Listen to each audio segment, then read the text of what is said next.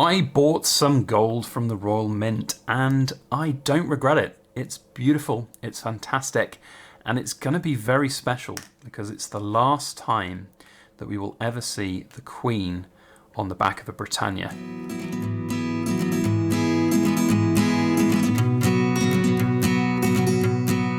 Hello everybody, Backyard Bullion here and welcome to another Precious Metal Ramble. I bought some gold. We have 1.85 ounces of gold to showcase the new 2023 Britannias with the Queen on them instead of the King, which is an interesting decision for the Royal Mint to make. We'll talk all about that in the video today. You'll also see I've got some of our poured silver products down here. It's the Silver Forum rounds season. This time of year is when we always release the 3 and the 5 ounce rounds. We've also got a new product line, the 1 ounce rounds as well. So go and check all the links down in the description to the Silver Forum, where you can find out all about our poured silver products and get hold of these, as well as the new release that we've done ourselves. But we'll talk about those in due course in another video.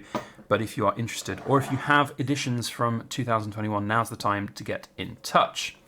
But for right now, we have got some beautiful gold coins to look at and showcase. Now these do, in my opinion, represent quite the interesting direction, I suppose you could call it, from the Royal Mint. Now, I get what's happened. I think that they have made a certain number of the 2023 Britannias. And if you're wondering why have we got 2023 Britannias and it's only October 2022, this is a very well-known sort of phenomenon that happens within the world of coin minting, that they start releasing the next year's coins in around September every year.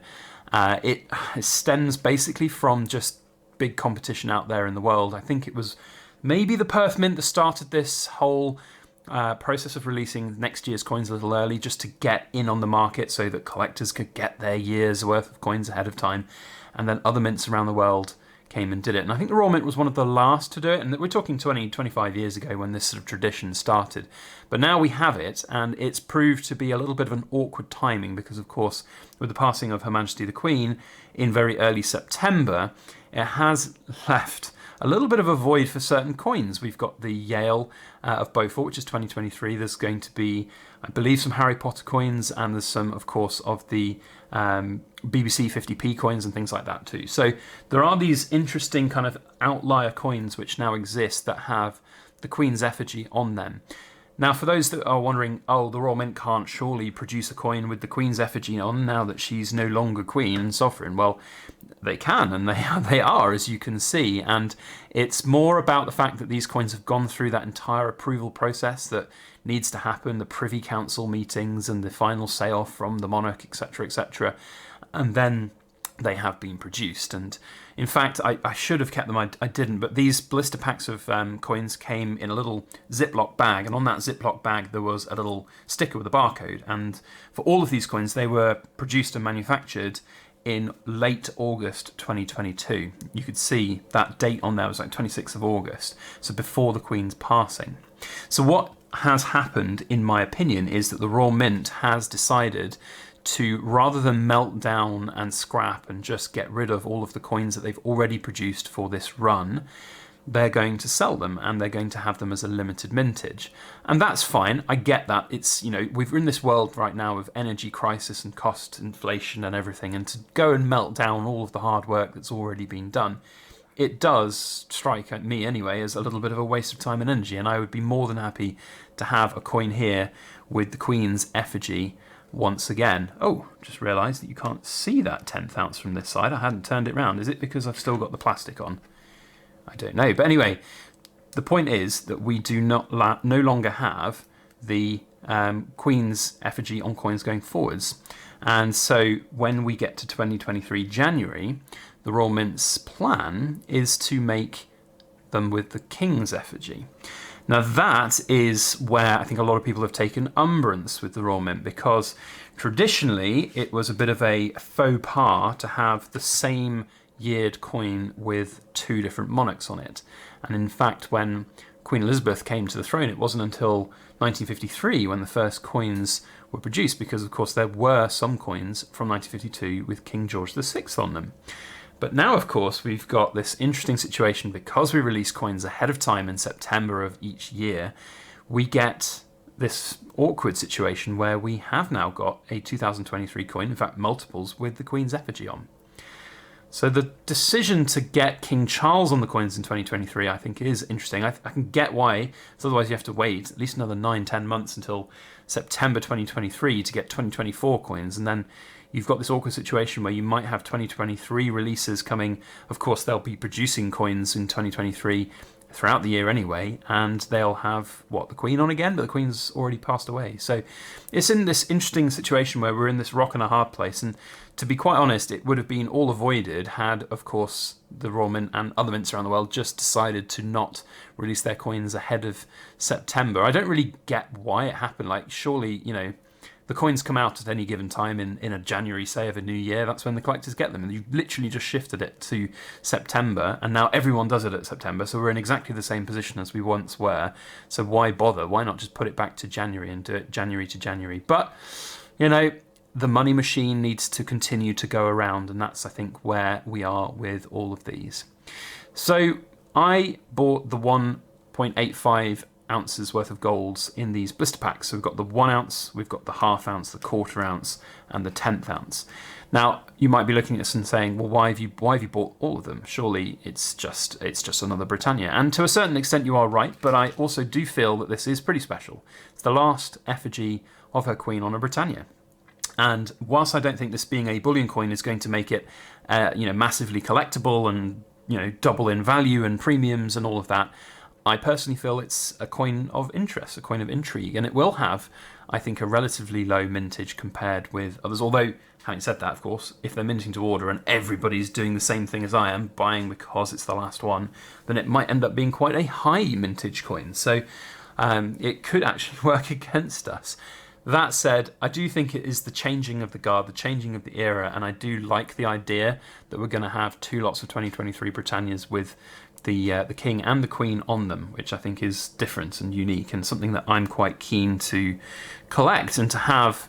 And to be quite frank, I was going to be buying some Gold Britannias anyway, so it was within my budget for my bullion stack purchases. So you know what? It's a good time to buy, and it was a very good time to buy when I got them directly from the Royal Mint's website. You know, there are definitely better prices out there now from various dealers, and of course gold has dropped in price a little bit. You just don't live with regrets when that happens, just ignore it, move on.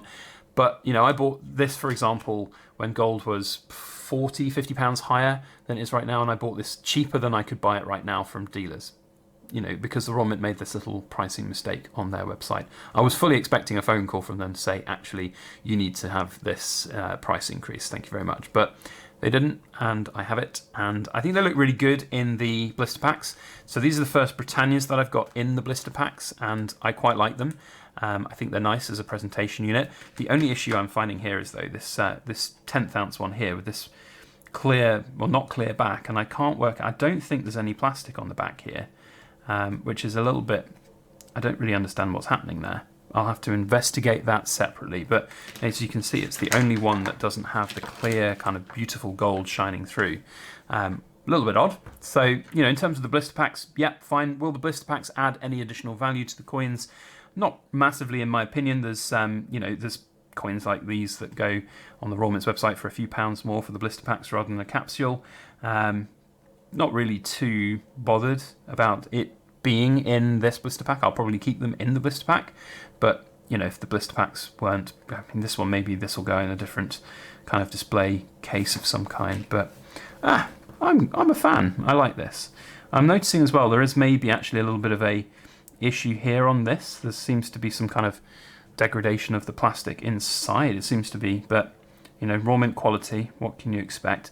From what I can gather, though, from looking at the coins, they are pretty good in terms of condition on the coins, because of course these maybe have been, you know, put off to one side to put into these blister packs. There's no chance that they've been within a tube of coins and they've been, you know, bouncing and boshing around each other and getting damaged. So maybe that's, you know, a good thing to have them as best condition as possible, but yeah, now I'm looking at it from sort of an angle there. You can definitely see that there's some degradation of the plastic. Looks like it's been scraped against something, but yeah, it is what it is.